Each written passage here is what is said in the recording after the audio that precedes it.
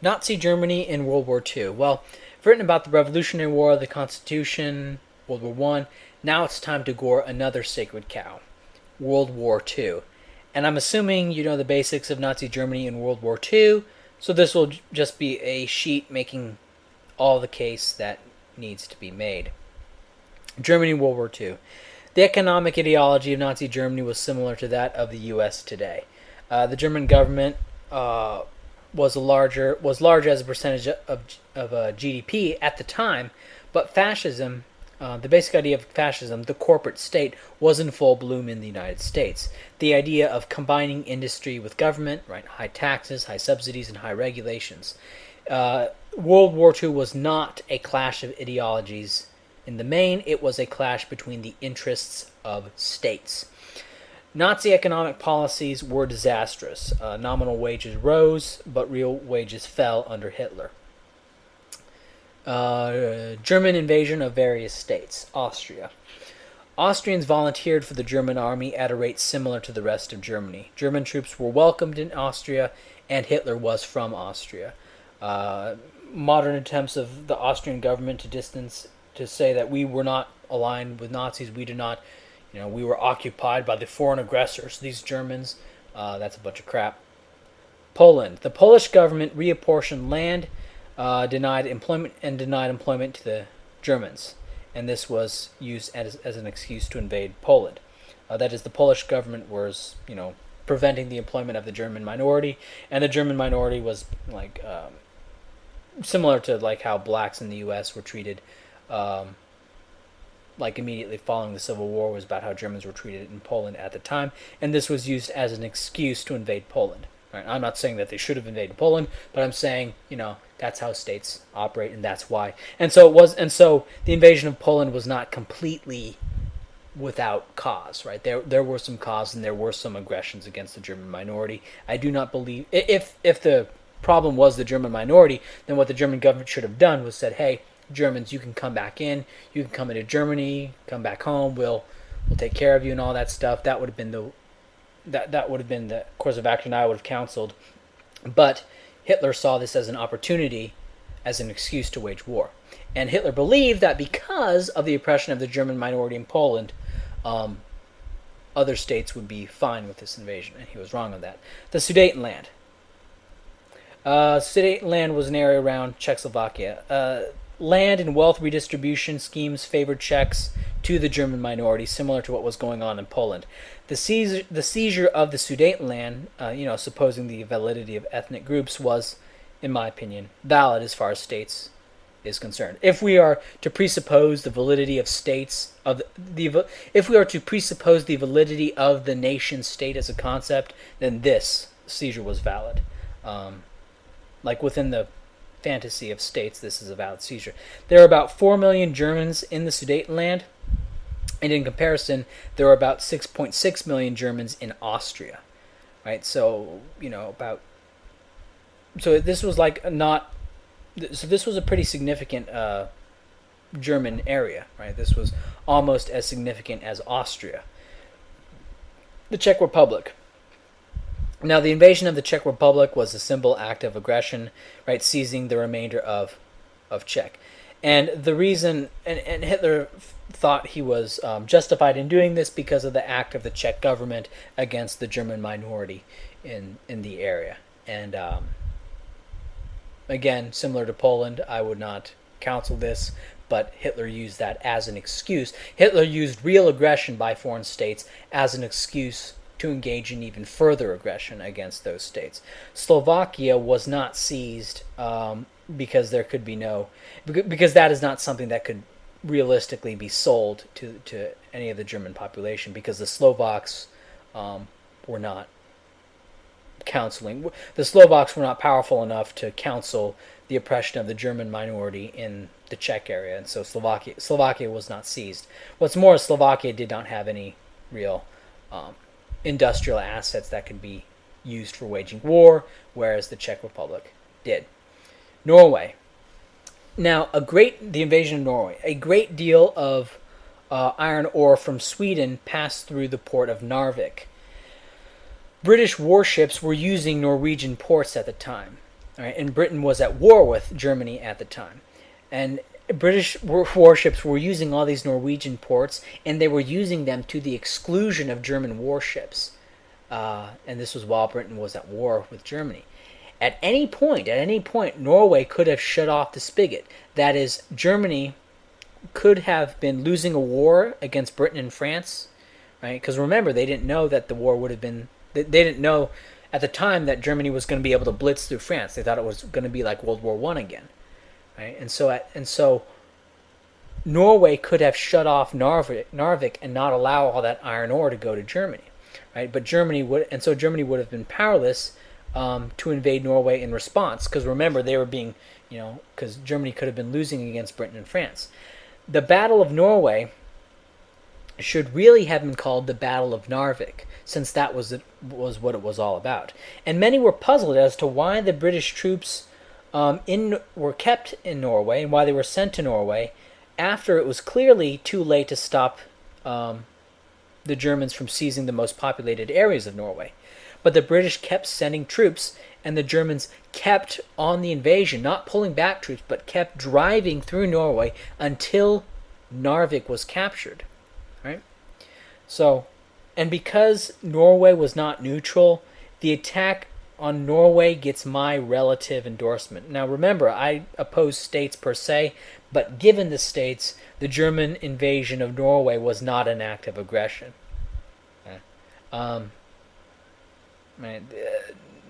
Norway was pussyfooting their alliance with Britain and France, and so the German invasion of Norway was understandable. The invasion of Norway was a stretch of German resources, and no more would have been invaded, and Norway would not have been invaded without cause any more than Spain or Turkey or Yugoslavia had Italy not invaded Yugoslavia. Sorry, Denmark. Now, the invasion of Denmark was a prerequisite for the successful invasion of Norway. The Nazis did not control the domestic affairs of Denmark. The Danish government surrendered 2 hours after the German invasion of Denmark. The German occupation allowed the Danish government to function at first, but later, in response to increased Danish resistance, the Germans took direct control and attempted to seize the Jews, who luckily escaped to Sweden. German invasion of France. France declared war on Germany. German invasion of Holland. In Holland, more Dutch soldiers joined the German army than participated in resistance against the Germans. Given British finagling in Norway, and that Holland was directly situated in a prime position next to the Ruhr and the North Sea ports, the invasion of Holland was strategically understandable, and there was significant Nazi sympathy in Holland.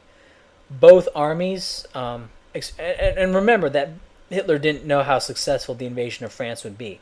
Both armies had around 3.3 million men. Right, the combined. Right, and the Germans had more aircraft, but the French had more tanks and artillery, and the success of the attack through the Ardennes wasn't known entirely. If the war in France led to a stalemate like which occurred in 1915, then a British co-opting of Holland would facilitate attacks against the Ruhr and North Sea ports. If that occurred, and British troops started moving from France to the now Allied Holland, the British would be at a tactical advantage, because from Holland they could attack either the Ruhr or the North Sea ports, and the Germans would have to, at least in part, split their forces to defend both critical points, while the British, on the other, only had to defend their situation in Holland, where all the people were. Okay, and this also would have brought the war directly on German soil. So even if the Germans had defeated France without invading Holland in 1940, they would have invaded Holland eventually, because they went to war with the USSR and couldn't have Holland serve as a launch pad then either, right? So once Germany knocked out France, right, there still would have been this Holland. And Holland, at any moment, could have flipped to the British, and the British could station their troops in Holland without having to launched like something like D-Day, they could have stationed their troops in Holland and then invaded Germany, directly there, while Germany was getting chewed up by the Soviets. Belgium. Belgium was on the way to France, right, and also had the same problems as Holland. Belgium could have served as a launching pad as well. Greece.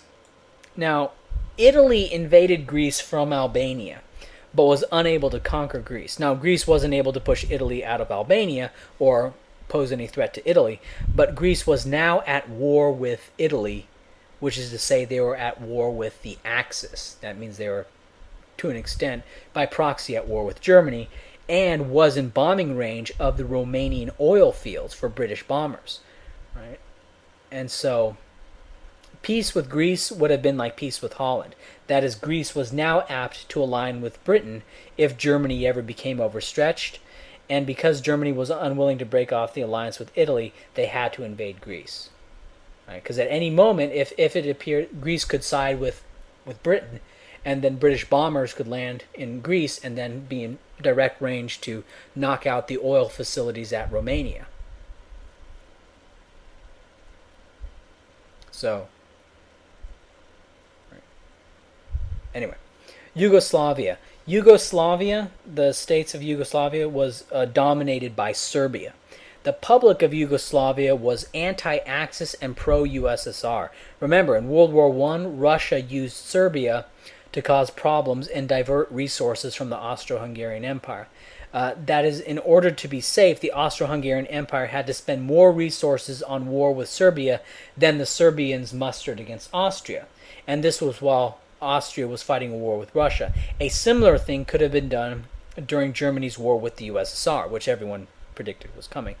Invading Yugoslavia allowed the Germans to knock them out independently and to focus on the USSR. It's better to fight one army of 1 million men than another army of 1 million men than it is to fight both armies at once. Or in this case, one army of 500,000 men and then an army of 10 million men than to fight both armies at once, right? Okay. On March 15th, 1941, the Yugoslav regent Paul Karađorđević, I don't know if I'm pronouncing that correctly, I'll just pronounce it Karađorđević, agreed to join the Axis with Italy, Germany, Japan, Bulgaria, Romania, Hungary, and Finland. And those were the Axis powers, and the Yugoslav regent agreed to join that alliance. Now, this was unpopular in Yugoslavia, and he was replaced by Peter II on March 27th. Peter II maintained the alliance with the Axis, but it was clear that Yugoslavia was none too enthused. And just like Greece and just like Holland, they served as a border threat that Britain could now latch on to and invade through. During World War I, Italy was originally allied to Germany and Austria-Hungary, but later joined the British, French, and Americans. German planners were cognizant of fair weather allies, which it appeared Yugoslavia would be. I'm not giving my endorsement of all these invasions, right? I'm just explaining the rationale for each invasion. Remember, invasions cost lives, equipment, fuel, ammo, and popular ideological support within and without Germany. War is expensive, Germany had limited resources, and Hitler wasn't just invading places precipitously, right? You didn't see him invading Switzerland and Sweden, right, which posed no threat and were not, potential staging points for invasions into Germany. The USSR. Now, as bad as Stalin's purges and meddling was, the reason for German early success in the USSR was surprise. When looking at the USSR, there are two real avenues to win in the USSR. Cut off the north and cut off the south. Cutting off the ports in Karelia, right, North Russia, next to Finland, which of Archangel and Murmansk, would prevent war material from coming in from the U.S. Seizing the oil fields in the Caucasus would cut the USSR off from their main source of oil. Neither of these critical points were ever taken. Moscow was not critical. Many thought the war would be over if Germany captured Moscow, and I have no idea how anyone could think this. The war in Russia didn't end when Napoleon captured Moscow, and the Soviets were willing to relocate entire industries away from the German invasion. The initial German invasion was a failure, and all that land captured had to be at least partially controlled by the German military government, which cost more than the land was worth. The only two exceptions would be the Donetsk Basin, which had excellent mining facilities, and the general farmland area between Kiev and the Ukraine. Kiev and the Crimea, which was in the Ukraine. Now, perhaps you could say that those areas provided more value than the troop cost of suppression. Like, all these areas had troop cost of suppression. You had to use troops to suppress the population. But that didn't help much in the war with the USSR, because minerals from the Donetsk Basin were not the limiting factor in the German offenses. Petrol was. And while additional food production from that Ukraine area was definitely useful given the costs, given the closing of imports by the British fleet, and so that did alleviate some of the food shortage a little bit, but it was not critical. That was not the critical factor. The critical factor was oil. And all of this happened without any U.S. intervention, except the shipment of a few supplies, which I do not believe was critical. The war was in doubt. The war between Germany and the USSR was in doubt between June of 1941 and February of 1943. After February of 1943 was the end of the Battle of Stalingrad and the war was over. So let's be generous and say for 20 months. For 20 months, the war between Germany and Russia was in doubt. Between 1941 and 1943, the USSR GDP averaged $313 billion. And my best guess for USSR GDP during the months of that war, that the war was in doubt, is $522 billion. Though this is misleading, as the USSR was outproducing Nazi Germany in like objective material standards in terms of number of tanks, number of airplanes, number of rifles, right? Even though they had a lower GDP. So like the GDP numbers for the USSR were lower than Nazi Germany at the time, even though they were producing more rifles, they were producing more like total itemized things of war material. Right? So, and you can speculate as to why that would be. For example, like one could say that for example, like $10 billion in terms of like what the Soviet Union produces is going to be a lot different than $10 billion of what Switzerland produces. And my guess is $10 billion of what the Soviet Union produces is going to be more relevant to waging war than $10 billion of what Switzerland produces. I can imagine $10 billion of what Switzerland produces being a lot of intricate, high-quality machinery as opposed to the bulk machinery needed to wage war that the USSR was seemingly geared to. The United States gave the USSR $11.3 billion over the entire 45 months during the war. Okay? My best guess is that $5 billion worth of material was given during the 20 months that the war was in doubt. And this would be less than 1% of the USSR GDP. Now, I don't like using GDP for anything in general, but in this case it gives us some idea of how much was produced and how much the Lend-Lease program really did. Japan was allied to Germany, but did not declare war on the USSR. On December 7th, 1941, Japan attacked the U.S. and offered to attack the USSR if Germany declared war on the United States. Given that the initial thrust into the USSR had failed, and the German army was practically immobilized by the winter, Hitler was looking for a way to apply immediate pressure on the USSR before the USSR recovered, and a Japanese attack on Vladivostok and a thrust across Siberia could have done that. Now, while Japanese ground forces, as far as the war with the USSR was concerned, the Japanese did not have any real tanks. They had excellent infantry, superior aircraft, and a navy that could assist in coastal operations. And once Vladivostok and the general area was taken, the push into Siberia would have been over an area with very minimal infrastructure in which large armored forces would be of dubious value. And by that I mean they could not even really be assembled because there's no supply infrastructure to support such a heavy army, whereas the lighter Japanese army was actually much more better suited to Siberia than the general Soviet army. But Japan did not invade the USSR, and it makes sense for Japan. If they defeated the USSR, then Germany was in position to take all the good stuff in Russia. Like all the good stuff in Russia, the oil fields, the Urals, all the industrial areas were all in the West, while Japan would get Siberia. And then there would be a single state, Nazi Germany / USSR, which would be the most powerful state in the world at the time, and it would be right on the Japanese border. Right? Like combined, I mean, of course, it would have been a weakened USSR.